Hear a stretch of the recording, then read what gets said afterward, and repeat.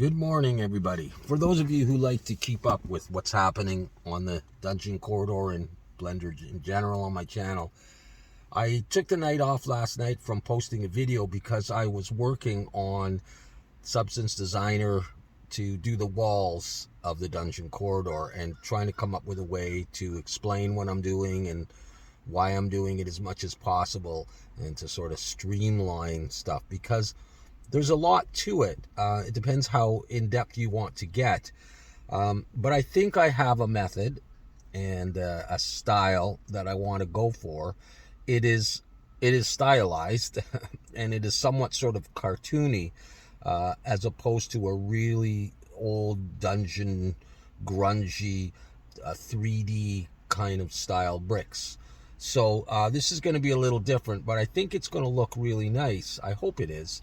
And so my plan is hopefully tonight, if I can, I am going to do the wall bricks, we're going to call them bricks, for the Dungeon Corridor. There's a small chance that I may get sidetracked or I might still be working on the method, but otherwise we'll do it.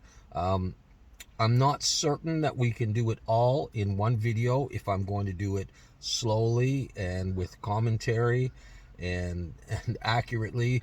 There's a lot of, it's not just the nodes in Substance Designer. As you know, there are these little boxes called nodes and you put them together, but it's the order of the nodes and it's the values, the numbers, and the blend modes in those nodes. So there's a lot of fiddling that can go on in order to get the results that you want. And it's also not always just linear, like one thing is going to lead to the next, because you often will have to go back to make adjustments to see the end results. So you could be going back to many nodes. One other thing, it's a bit like snakes and ladders. They just don't all connect in a line. Sometimes you got to do something early on in the graph, as they call it, the collection of nodes. Something early on that's going to affect something later on that's going to be connected outside of the main thoroughfare kind of thing. And so you may not always know, and I may not always be able to explain why I'm putting a node in here and how it's going to affect things later when I connect it to a side branch.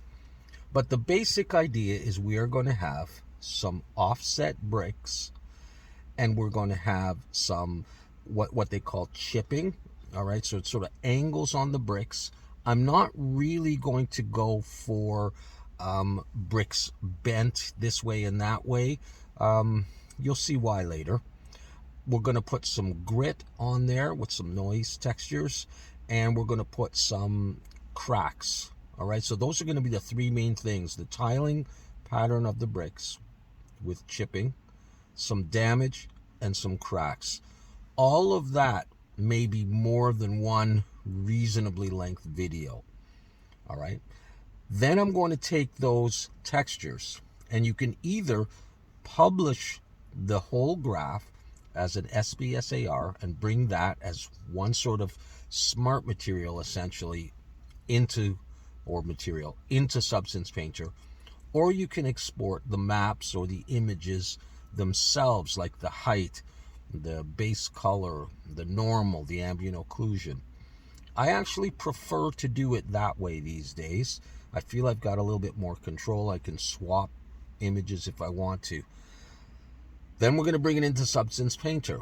We're going to apply those maps, I'll call them maps or textures, whatever, onto the wall, the curved wall. And then we're going to export that, and we're going to take those textures from Substance Painter into Blender. Things are going to change when we get into Blender. It's not going to look the same as in Substance Painter because of the lighting and the other geometry in the scene. I have already gone ahead and done some tentative lighting for this. I've got point lights in the lanterns. They're not done yet. There's going to be another effect on those lanterns. I've got some other area lights and point lights and a spotlight and some volume fog kind of thing far at the back. So I'm done the modeling.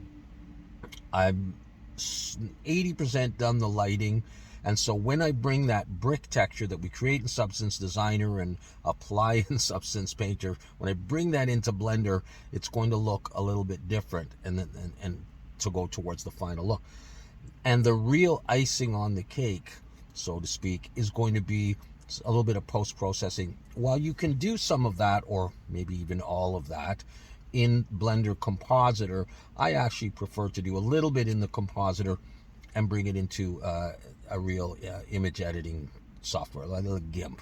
All right, and from there I'm going to add a little bit of sharpening.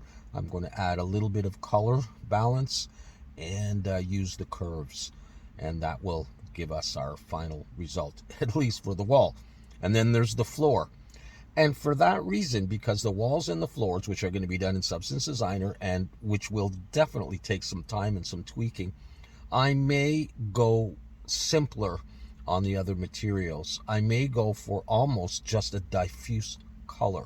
And you'll see what I mean. I'm not sure. I may do something a little bit more with the metals, but I may not get into wood and any concrete that has a gritty kind of a texture, because it's not going to suit the stylized wall and floor that I want to do. You'll have to wait and see what I'm talking about. So I hope you're excited to come back and continue our journey on the Dungeon Corridor with the texturing. And I look forward to hopefully seeing you tonight. If not tonight, tomorrow night for sure. All right, take care.